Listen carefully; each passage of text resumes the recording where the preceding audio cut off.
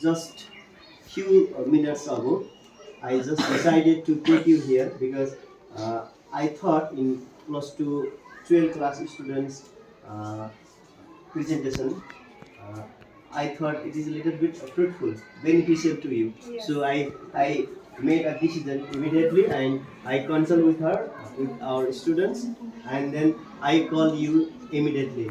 And very much thank you, our expert, and I'm thankful to her time because she was in busy schedule. She was going to leave from here, but I request her to stay here. Let's take no more time with her. Let's take the benefit from a resource person. Thank you very much. Thank you. Thank you, sir. Thank you. Good morning. Good morning. आगे energy कम हो रहा है. Good morning. Good morning. Yes. तो आज मैं आपके साथ एक प्रेजेंटेशन शेयर करूंगी और इसके लिए मैं सर का भी धन्यवाद करना चाहूंगी. ठीक है, मेरा बिजी शेड्यूल था लेकिन फिर भी सर ने बोला तो मुझे लगता है कि अगर बच्चों के लिए कुछ करना चाहिए तो मैं हमेशा आगे रहती हूँ. तो मैं आपको जरूर ये प्रेजेंटेशन सुनाऊंगी, लेकिन प्रेजेंटेशन देने के पहले हम एक अफर्मेशन करेंगे, पॉजिटिव अफर्मेशन. ठीक है, तो आप सभी लोग अपनी आंखें बंद करें और आंखें बंद करके भगवान को याद करते हुए और भगवान का धन्यवाद करें कि उन्होंने हमें एक बहुत ही ब्यूटीफुल लाइफ दी है. और इसके बाद अपने माता पिता और गुरु का धन्यवाद करें कि उन्होंने आज हमें जीना सिखाया. और लास्ट में हम यूनिवर्स के हर एक प्राणी का थैंक यू करते हुए अपनी आंखें खोलेंगे और कुछ पॉजिटिव थॉट्स अपने आप को देंगे जो हमें डेली देना चाहिए. तो रेडी? मैं कुछ लाइन बोलूंगी, आपको रिपीट कर देंगे. I am happy, I am healthy, I am strong, I am powerful, I am beautiful, I am unstoppable. Good. तो ये आप जो पॉजिटिव अफर्मेशन आपने की, ये मैं कहूँगी हर किसी को रोज करनी चाहिए. इससे होगा क्या, संकल्प से सिद्धि होती है. जो हम सोचते वो एक दिन साकार होता है. तो हमें ये अफर्मेशन जरूर करनी चाहिए. और अब मैं एक चाहूंगी आप सभी लोग अपने आप के लिए एक बिग क्लैपिंग करें, क्योंकि आज आप कुछ सीखने के लिए यहाँ पे आए हैं और मैं कुछ सिखाने के लिए. हम हमेशा दूसरों के लिए ताली बजाते हैं लेकिन खुद के लिए भी कभी कभी बजा लेना चाहिए. और प्रेजेंटेशन शुरू करूंगी. What is dream? तो आपके अनुसार ड्रीम क्या है? ड्रीम क्या है? एनीवन, आप बताइए. What is dream?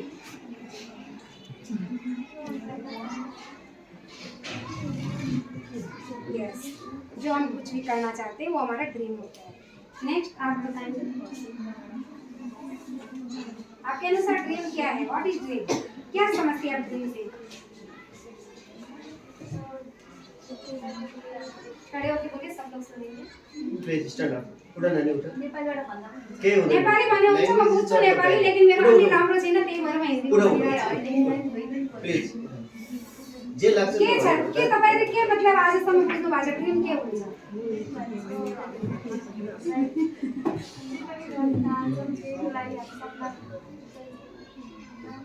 त्यही हो. ल ठीक छ, अब म तपाईलाई एउटा डेफिनेसन दिन्छु. ड्रिम भनेको के हो? ड्रिम त्यो छैन जो हामी राति सुत्न बेला हेर्दैछौँ. ड्रिम त्यो छैन जुन हामी आँखा बन्द गरेर हेर्दैछौँ.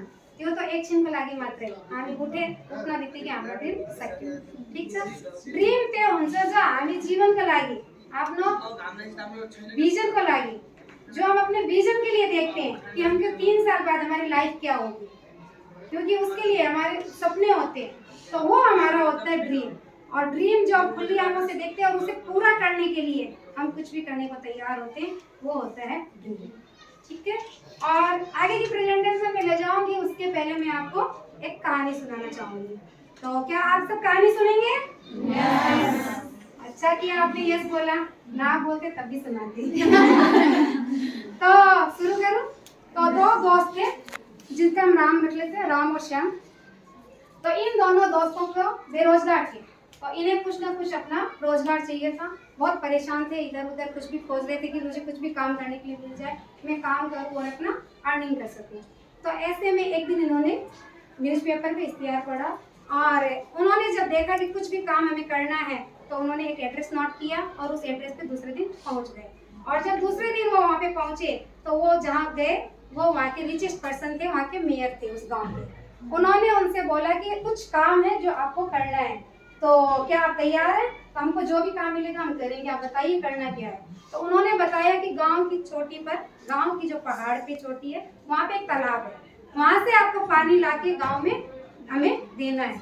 आप जितना वहाँ से हमको बकेट पानी ला के देंगे, हम पर बकेट आपको 5 रुपीज़ आपको पे करेंगे।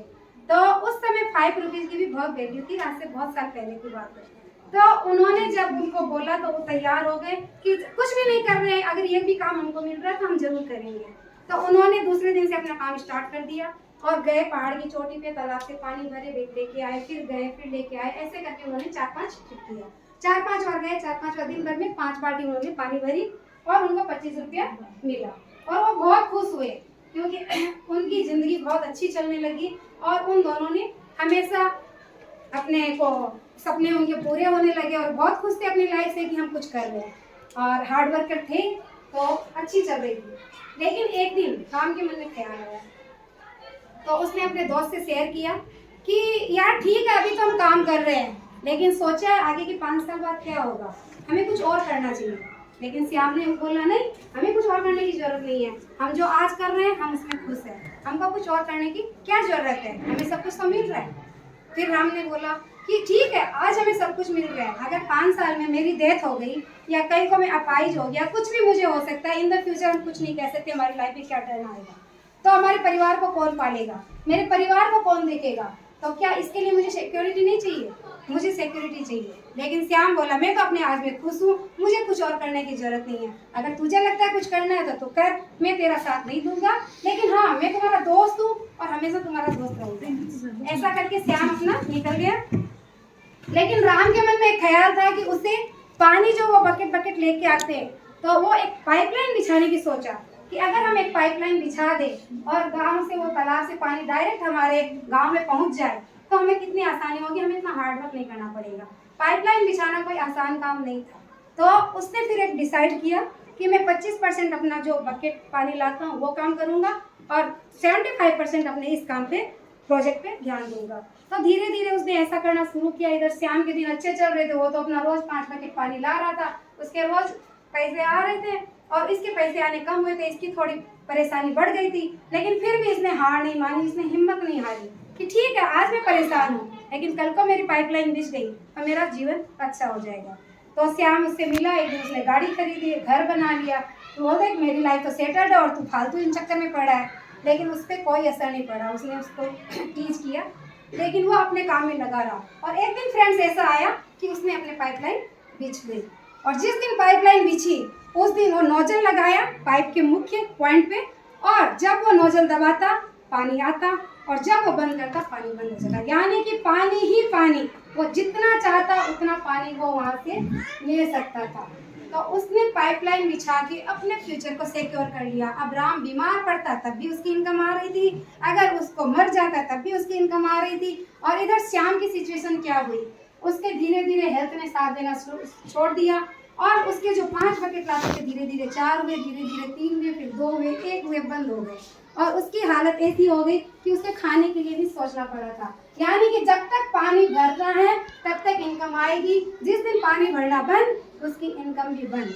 लेकिन दूसरी तरफ राम अपनी पाइपलाइन बिछा के अपनी लाइफ को सिक्योर कर चुका था और एक जितनी इनकम उसने 5 साल में की थी उसकी इनकम उसने 3 महीने में कर ली और वो और भी उसको प्रोवाइड करता गया।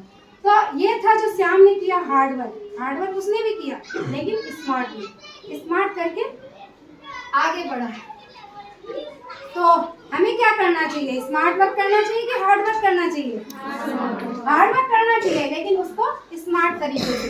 नेक्स्ट आप देख सकते हैं एक कहानी हमने सुनी थी ना, क्रो की, थर्स्टी क्रो की। वो प्यासा था, जंगल में गया, पानी थोड़ा था घड़े में, उसने पत्थर डाल डाल के पानी को ऊपर लाया और पानी पिया, यानी मेहनत लगी लेकिन पानी मिला।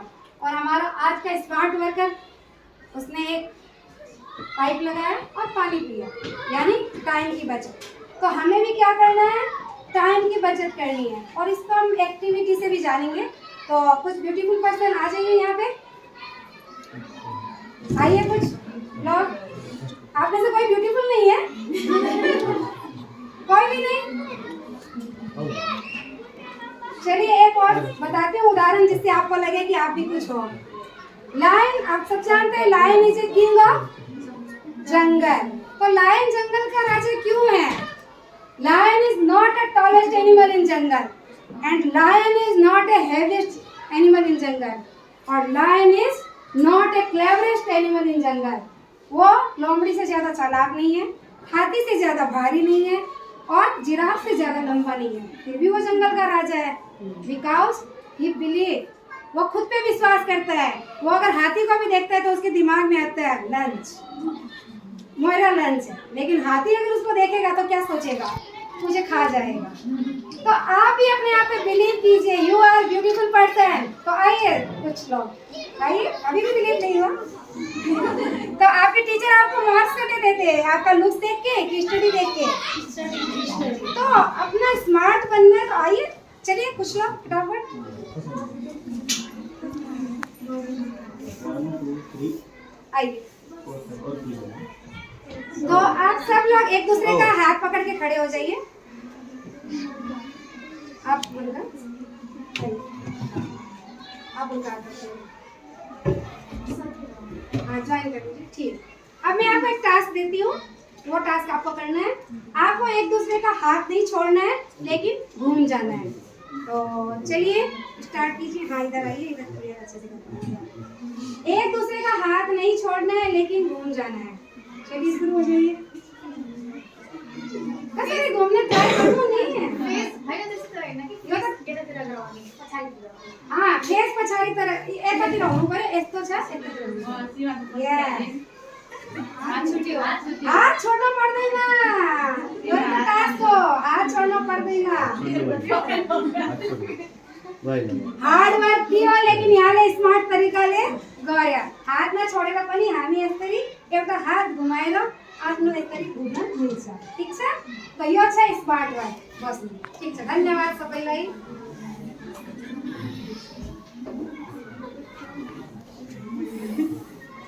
तो हमें क्या करना है, स्मार्ट वर्क की हार्ड वर्क? तो आप सब लोग के पास भी स्मार्टफोन जरूर होगा। और स्मार्टफोन रखने से काम नहीं चलेगा, आपको भी स्मार्ट बनना पड़ेगा स्मार्ट वर्क करने के लिए। ठीक है? और नेक्स्ट मैं आपको बताना चाहूंगी करियर। What is career? सब बच्चों के दिमाग में आता है ना, पढ़ाई करते करियर क्या होना चाहिए। तो आप में से कौन बताएगा व्हाट इज करियर? चलिए पीछे से मैं आपको लेकर आप बताइए व्हाट इज करियर। करियर क्या है? हम लोग करियर सुनना बीती के क्या दिमाग में आउँछ?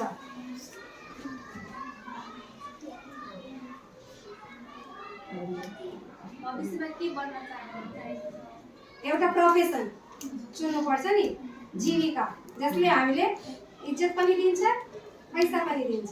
ठीक, यही हो करियर। तो करियर के लिए हर लोग परेशान रहते हैं, सब चॉइस करते हैं। किसी को डॉक्टर बनना है, किसी को इंजीनियर बनना है, किसी को जॉब करना है, किसी को बिजनेस करना है। तो ज्यादातर जो लोग होते हैं जॉब और बिजनेस की तरफ ही जाते हैं मैम, राइट? या तो जॉब या बिजनेस। तो जॉब और बिजनेस में क्या डिफरेंस है ये मैं आपको एक एग्जांपल के द्वारा बताना चाहूँगी। तो एक बैलून सब जानते हैं? तो बैलून में जब हम हवा भर देते हैं, गैस भर देते हैं, ठीक है? हमने बचपन में बहुत खेला है, आप लोगों ने भी खेला होगा बैलून से। तो जब हम उसमें हवा भर देते हैं, पूरी वो गैस भर जाती है। फिर अगर समझ लिए इस रूम के अंदर हम उसको बैलून को छोड़ेंगे, वो कहाँ तक जाएगा? सीलिंग तक। फिर हम उसको उठा लेते हैं, फिर छोड़ देंगे, फिर कहाँ तक जाएगा? फिर उठा लेते हैं, फिर छोड़ेंगे, फिर कहाँ तक जाएगा? सीलिंग तक। सीलिंग तो आगे ऊपर तो नहीं जाएगा कि चला जाएगा? आज तक ऐसा नहीं हुआ और होगा भी नहीं, क्योंकि वो जितना भी एफर्ट्स लगा ले वो उससे आगे नहीं जा सकता। तो चलिए उस बैलून को अब हम बाहर लेके जाते हैं ग्राउंड में। अब उसको हम छोड़ देते हैं, अब वो कहाँ तक जाएगा? है? आसमान की ऊंचाइयों तक, जितना ऊपर वो चाहे उड़ सकता है, राइट? जितना उसमें एफर्ट्स होगा, जितने उसमें हवा भरी होगी, जितनी उसकी क्षमता होगी, वो जाएगा ऊपर। उसको कोई नहीं रोक सकता। कि कोई रोक सकता है? जस्ट जॉब में यही होता है। क्या होता है जॉब में? हमारे भीतर बहुत क्षमता है, बहुत एफर्ट्स है, हम बहुत कुछ कर सकते हैं, लेकिन ये एक बाउंड्री हमारे बंधी हुई है। ये बाउंड्री बॉस ने बांधी होती है। हम जहाँ भी जॉब करते हैं वो बाउंड्री हमारी बंधी होती है। हम चाह कर भी हमारे बॉस से आगे नहीं जा सकते। Right friends? और आपने एक रिचेस्ट पर्सन सुना होगा ना नेपाल का, कौन है? कौन बताएगा? विनोद चौधरी। तो आप विनोद चौधरी का नाम जानते हैं सब लोग, लेकिन क्या आप उनके वर्कर्स का नाम जानते हैं? नहीं। तो वो वर्कर्स कितने होते हैं? क्या उन्होंने अकेले ने भी एम्पायर खड़ा किया जो चौधरी ग्रुप किया? सारे वर्कर्स उनके लिए काम करते हैं। यानी किसके सपने के लिए? विनोद चौधरी के सपने के लिए। उनका काम होता है, नाम किसका होता है? सिर्फ बॉस का होता है। राइट? लेकिन वही हम अगर बिजनेस करते हैं तो हम जहाँ चाहे अपना उड़ सकते हैं। जितनी उड़ान, जितना एफर्ट्स हमारा होगा, हम उतनी लंबी उड़ान ले सकते हैं। यानी कि हम जितना कामयाब होना चाहे हम हो सकते हैं बिजनेस के द्वारा। वो जॉब में लाइफ हमारी एक सीमित हो जाती है, हम चाह कर भी इसको पार नहीं कर सकते। राइट? ठीक है, अब हम जानते हैं बिजनेस के बारे में। बिजनेस में हमारा आता है ट्रेडिशनल बिजनेस, जो ज़्यादातर लोग करते हैं। कोई भी छोटी बड़ी दुकान, कुछ भी अपना बिजनेस होता है। तो बिजनेस में एक फंडा होता है, सबसे पहला इन्वेस्टमेंट। बिजनेस का नाम सुनते ही सबके दिमाग में यही आएगा, इन्वेस्टमेंट। हमें क्या करना है? और इन्वेस्टमेंट के बारे में एक चाणक्य नीति है जो कहती है कि करोड़ों लगाओ तो लाखों कमाओ, लाखों लगाओ तो 1000 कमाओ, 1000 लगा लो तो 100 कमाओ, और 100 लगाओ तो अंडा। ठीक है? ये एक बिजनेस नीति है, वो हमारी नहीं है। अगर हमको लाख रुपया कमाना है तो हमको कम से कम 1 करोड़ इन्वेस्ट करना है, तब जाके हम 1 लाख मंथली कमा सकते हैं। तो आप में से कितने लोग हैं जो 1 करोड़ अपने बिजनेस में दे सकते हैं? सोचना पड़ा ना? नहीं हो पाएगा, क्योंकि हम कितना भी एफर्ट डाल लें, हम छोटी मोटी दुकान खोलेंगे या कुछ करेंगे। ठीक है? और उसके बाद हम किसी भी बिजनेस को स्टार्ट करेंगे, हमको क्या चाहिए? आइडिया चाहिए, नॉलेज होना जरूरी है। विदाउट नॉलेज पॉसिबल है? नहीं है। एक्सपीरियंस चाहिए, अनुभव बिना कोई काम नहीं होता। किसी भी चीज़ को अगर हम करना चाहेंगे तो अनुभव जरूरी है। एफर्ट्स, कितना भी एफर्ट्स डालेंगे, डालना ही पड़ेगा एफर्ट्स, तो बिना एफर्ट डाले काम होगा? क्योंकि आजकल जो कंपटीशन है बाजार में, ठीक है, उस कंपटीशन में अगर हम एक्स्ट्रा एफर्ट डाल के काम नहीं करेंगे तो हम कभी भी आगे नहीं जा पाएंगे। और रिस्क पूरा है, क्योंकि हमने पैसे लगाए हैं। अगर पैसे लगाए तो रिस्क तो है कि कल को हम कमा पाएंगे, नहीं कमा पाएंगे, हम कर पाएंगे, सक्सेस होंगे, नहीं होंगे, चलेगा, नहीं चलेगा। 10 तरह के हमको रिस्क आते हैं। और लास्ट कंपटीशन। कंपटीशन इतना बढ़ गया फ्रेंड्स कि हम सोच के भी सोचते हैं कि हम बिजनेस करें कि ना करें। मैं अपना ही एक बताऊंगी, मैं शादी होकर जब आई थी आज से 23 साल पहले, तो एक भी पार्लर नहीं था यहाँ पे। लमई में एक भी पार्लर नहीं था। उसके 6-7 महीने बाद एक पार्लर खुला। उसके बाद आज की डेट में आप लमई में कितने पार्लर देखते हो? हर गली में 6-7 पार्लर है। तो कंपटीशन इतना बढ़ गया, और आज के 5 साल बाद कितने पार्लर और खुल जाएंगे? इससे भी ज्यादा। जितना मार्केट बढ़ेगा उतना बढ़ेगा। तो कंपटीशन इतना है कि अगर आप एफर्ट्स नहीं डालोगे, अगर आप कुछ एक्स्ट्रा नहीं करोगे, तो आपके कस्टमर नहीं बनेंगे, आपका बिजनेस नहीं चलेगा। और एक और तरीका है मेरे ख्याल से जिससे हम इनकम कर सकते हैं। Next, royalty income. Royalty income कौन कौन लेता है? रॉयल्टी इनकम कैसे आती है? रॉयल्टी इनकम एक जो हम खुद सेल्फ कुछ क्रिएट करते हैं। जैसे कि कोई ऑथर है, उसने अपनी बुक लिखी, बुक पब्लिश हो गई, और उसके बाद वो बुक जब भी बिकेगी, जहाँ पे भी बिकेगी, उनके परसेंटेज जुड़े होते हैं, उनकी इनकम आती है। आज से 50 साल बाद भी अगर वो बुक बिकती है तो उनकी इनकम आती है, वो होती है रॉयल्टी इनकम। या फिर सिंगर लोग लेते हैं। तो आप में से कितने लोग हैं जो रॉयल्टी इनकम ले सकते हैं? क्योंकि रॉयल्टी इनकम के लिए कोई ना कोई हुनर होना जरूरी है, कुछ तो चाहिए। अगर आप में वो हुनर है तो आप लोगों को बहुत बहुत बधाई है, और नहीं है तो फिर एक और ऑप्शन में आप लोगों को बताऊंगी कि आप क्या कर सकते हैं। क्योंकि जॉब नहीं करेंगे, ट्रेडिशनल नहीं करेंगे, रॉयल्टी इनकम नहीं ले सकते, तो कुछ और भी होना चाहिए। क्योंकि हमारे पास कुछ और नहीं होता है, तो हम आजकल के बच्चे ज़्यादातर विदेश जाना पसंद करते हैं कि विदेश जाए, वहाँ इनकम करें। लेकिन एक और है डायरेक्ट सेलिंग, राइट? अब डायरेक्ट सेलिंग क्या है? डायरेक्ट सेलिंग क्या है, इसको मैं समझाने के लिए फिर से एक एक्टिविटी करना चाहूँगी। ठीक है, तो 7 लोग यहाँ पे आ जाइए।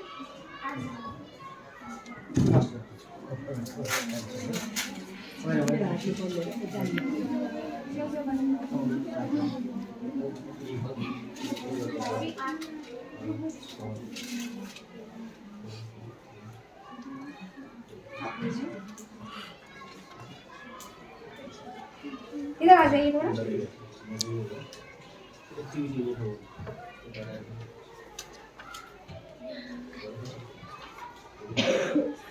आप इधर आइए, आप इधर आइए।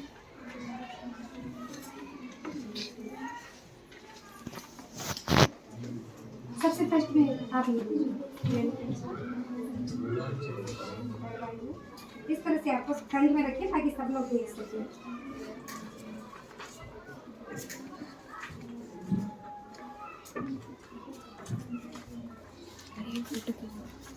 कैसे खींच रही है?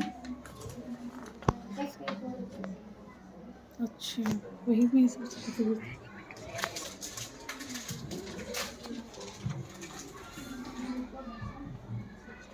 ये आप लीजिए। इसके बाद और चलिए।